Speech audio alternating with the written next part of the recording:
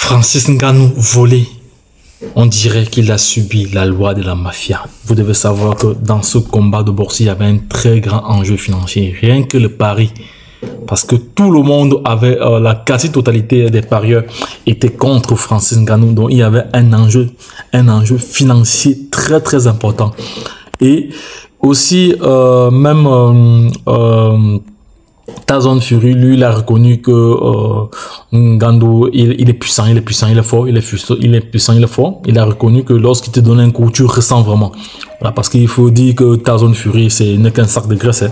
Il est juste résistant. Voilà, c'est un sac de graisse contre 126 kg de graisse contre 123 kg de muscles de Francis Ngannou. Donc, et il faut aussi dire que Francis Ngannou n'a jamais fait de combat de boxe de haut niveau. Hein. Donc, c'est la première fois dans l'histoire que Francis Ngannou combat de cette envergure, et ça aurait été très mal dans l'industrie de la boxe que Francis Ngannou vient comme ça gagner le champion incontesté de tous les temps. Donc c'est ça aussi, hein. Donc c'est pour cela que je dis que Ngannou a subi la loi de la mafia dans l'industrie de la boxe. Voilà, il faut savoir aussi que Tyson Fury a un combat dans quelques mois avec un Ukrainien, un boxeur ukrainien. Voilà, on verra comment il va faire à ce moment-là. Et par la suite aussi, ce que j'aimerais dire, c'est une fois de plus féliciter encore davantage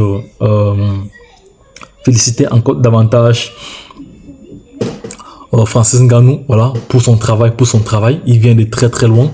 Voilà, il quitte de la MMA et il se retrouve directement en bourse. Et actuellement, vu que tout le monde sait que sur le tapis, Francis Ngannou a gagné, sa cote de popularité va encore augmenter. Il dit va encore augmenter. Donc, je suis sûr que il sera présent dans le prochain Fast and Furious. Il sera également présent. Il risque d'être un prochain acteur pour le Rocky à Hollywood. Maintenant, les sociétés, les grosses entreprises vont chercher à se l'arracher maintenant pour des publicités. Donc, il vient comme ça d'ouvrir une grande porte. Donc, je tiens à rappeler que hier, tous les yeux du monde entier étaient rivés sur Francis Ngannou. Voilà, il y avait des stars comme Eminem, des stars comme Ronaldo. Bref, tous les grosses stars étaient à Riyad en Arabie Saoudite. Voilà, bravo encore Francis Ngannou, malgré le fait que ta victoire a été volée, voilà, mais tu restes un champion et demeures un grand champion.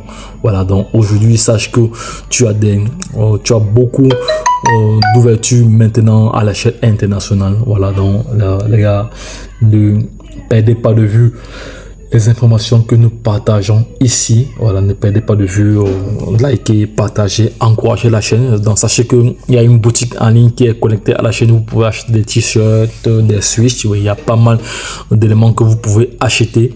Voilà, donc lorsque je l'ai dit une fois le plus, si cette vidéo vous a plu, abonnez-vous, partagez et likez, les gars.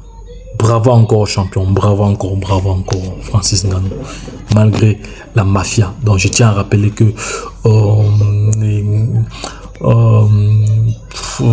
Tyson Fury n'a pas vraiment mis Ngannou en difficulté. Il est bien vrai que si le combat dépassait encore les 10 rounds, je ne pense pas.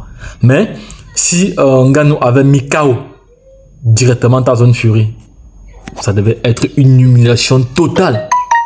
Mais bon, soit, il n'y avait pas de ceinture en jeu. Donc, les gars, dites-moi en commentaire ce que vous en pensez. Voilà, dites-moi en commentaire ce que vous en pensez. Donc, lorsque je l'ai dit une fois de plus, retrouvons-nous de l'autre côté. Abonnez-vous sur les différents canaux, hein, Telegram, WhatsApp, Twitter. Bref, retrouvons-nous de l'autre côté. Bye bye, et puis c'est tout. Abonnez-vous et likez. Bye bye.